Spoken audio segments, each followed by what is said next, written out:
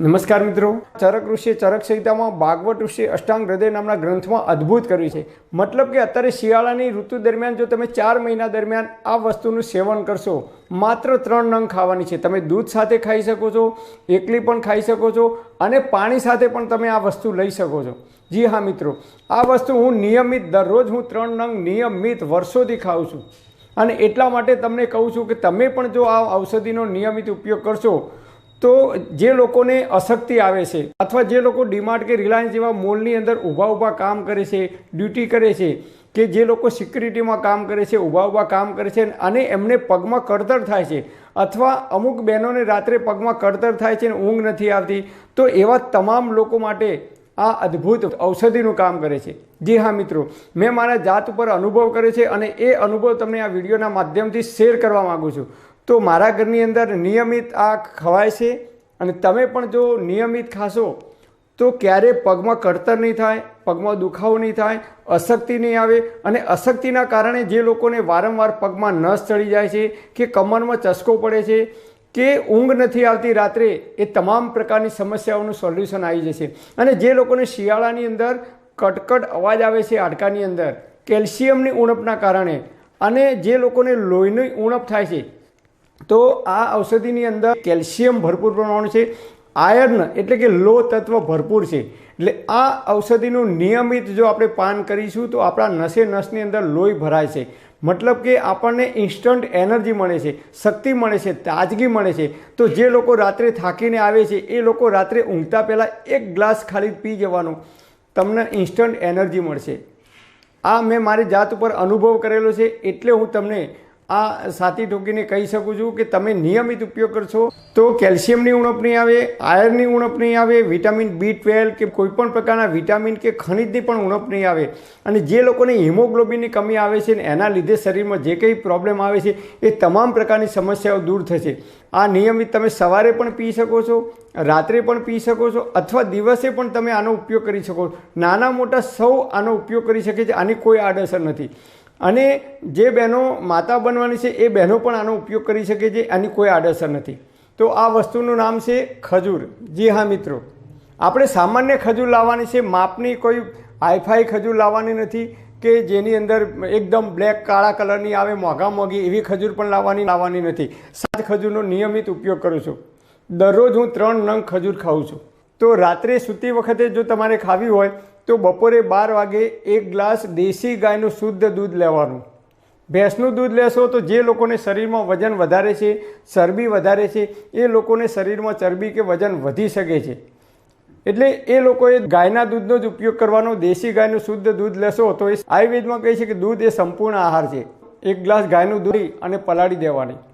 રાત્રે ઊંઘવાના 1 કલાક પહેલાં અને જમવાના 1 કલાક પછી રાત્રે ભૂખ કરતાં ઓછું ખાવાનું અને પછી જ આનો ઉપયોગ કરવાનો, નહીં તો શરીરમાં વજન વધી શકે છે. એ ખજૂરના જે ટુકડા છે એ ખૂબ ચાવીને ખાઈ જવાના. જો એ રીતે તમે ના ખાઈ શકતા હોય, તમારી પાસે ટાઈમ ના હોય ચાવીને ખાવાનો, તો એ દૂધને ક્રશ કરી દેવાનું, મિક્સરમાં અથવા ગ્રાઇન્ડરમાં ક્રશ કરી અને એક રસ બનાવી દેવાનો. પછી ધીમે ધીમે ઘૂંટડે ધીમે પીવાનું છે. એક સાથે પી નહીં જવાનું, ધીમે ધીમે ઘૂંટડે મોઢામાં ફેરવી અને પીવાનું છે, જેથી કરીને લાળ એની અંદર ઉતરશે તો એ ખૂબ ઝડપથી પાચન થશે. આવું દરરોજ રાત્રે તમે સૂતી વખતે જો પી જશો તો જે લોકોને અશક્તિ આવે છે કે અશક્તિના કારણે કમરમાં દુખાવો થાય છે, ઢીંચણમાં દુખાવો થાય છે, હાથ પગમાં કળતર થાય છે કે પગની પેઢીમાં કળતર થાય છે, તમામ પ્રકારની કેલ્શિયમની ઉણપના કારણે કે વિટામિન B12 કે હિમોગ્લોબિનની કમી હોય તો એ તમામ પ્રકારની કમી દૂર થાય છે. રાત્રે તમે આનો ગાયના દૂધની સાથે પીને સૂઈ જશો તો રાત્રે ઘસઘસાટ ઊંઘ આવશે અને આખા દિવસનો થાક હશે એ તમારો થાક દૂર થશે. અને બીજો મુખ્ય ફાયદો છે કે સવારે તમે ઉઠશો એટલે તમારું પેટ એકદમ સાફ થઈ જશે. ધીમે ધીમે તમે શરૂઆત કરશો તો 21 દિવસ પછી તમને એનું રિઝલ્ટ મળવાની શરૂઆત થશે. 1 કે 2 દિવસમાં રિઝલ્ટ નહીં મળે. વર્ષો જૂની કબજિયાત હશે તો એ કબજિયાત પણ તમારી દૂર થશે. ગાયના દૂધની વ્યવસ્થા ના હોય તો બીજો રસ્તો બતાવું. રાત્રે 1 ગ્લાસ પાણી લેવાનું અને પાણીની અંદર 3 ખજૂર પલાળી દેવાની અને સવારે ઉઠી અને ભૂખ્યા પેટે સવારે ઉઠીને તરત જ બ્રશ કે દાંતણ કર્યા પહેલાં ચાવીને ખાઈ જવાની અને પછી એ પાણી ધીમે ધીમે પી જવાનું. અથવા એ પાણીની અંદર ખજૂરને ક્રશ કરી દેવાની મિક્સર અથવા ગ્રાઇન્ડરથી અને પછી એ પાણી ઉઠીને તરત જ ધીમે ધીમે ઘૂંટડે પી જવાનું.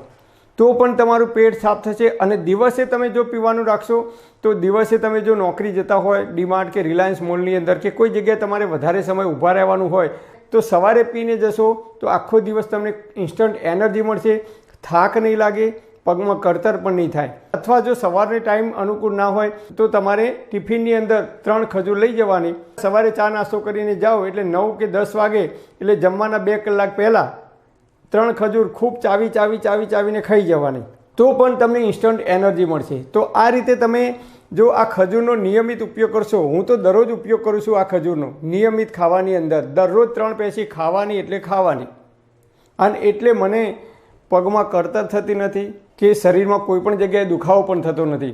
અને હા, ઘણા લોકો એવું કહે છે ખજૂર ગરમ પડે, તદ્દન ખોટી વાત। આયુર્વેદના કોઈ પણ નિષ્ણાત વૈદ્યને કે ડૉક્ટરને પૂછજો તો તરત જ તમને કહે છે કે ખજૂર છે એ ઠંડી છે, કારણ કે આયુર્વેદમાં આનો ગુણ છે એ ઠંડો બતાવેલો છે।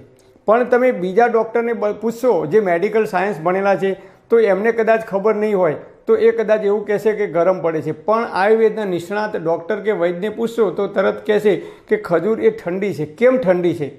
તો ખજૂર છે એ આરબ કન્ટ્રીમાં પાકે છે, જ્યાં વધારે ગરમી પડે છે એવા ગરમ પ્રદેશમાં થાય છે, ગરમીની ઋતુની અંદર આવે છે। એટલે આયુર્વેદમાં કહે છે કે આ ગરમીને નાશ કરનારું છે। એટલે ગરમ ઋતુમાં ગરમ પ્રદેશમાં અને ગરમીની ઋતુમાં આવે છે। તો ગરમીની ઋતુની અંદર જો ખજૂર નિયમિત 3 કે 4 પેશી ખાવામાં આવે તો આપણા શરીરને એ ગરમીથી બચાવે છે, અને એટલા માટે એ ગરમ પ્રદેશમાં થાય છે। તો આ રીતે આપણે દરરોજ જો 3 પેશી ખજૂર ખાવાનું રાખીશું તો કેલ્શિયમ અને આયર્નની ક્યારેય કમી નહીં આવે, અને એના કારણે જે કંઈ બીમારીઓ થાય છે એ બીમારીઓથી આપણે બચી શકીશું। પરમપિતા પરમાત્મા આપ સર્વેને તંદુરસ્ત અને નિરોગી રાખે એવી હૃદયપૂર્વક મારી પ્રાર્થના। Thanks for watching my video. Thank you.